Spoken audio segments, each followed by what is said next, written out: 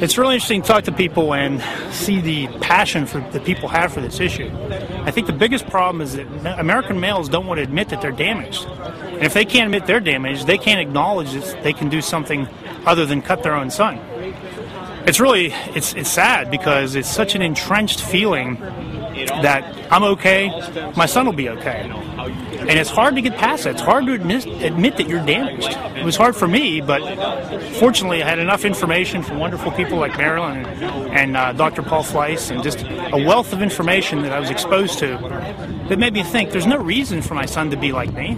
No reason at all. In fact, he should be better than me. He should have all his parts. And it was tough for me to get past the recognition and the grief over losing an intimate part of my sensuality.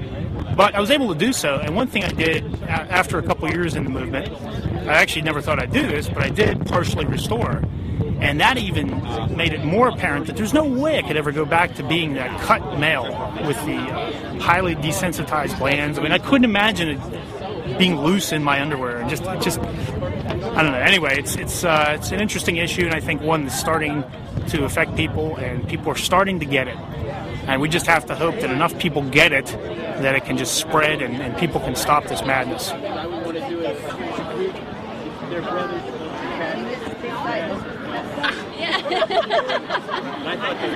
Yeah.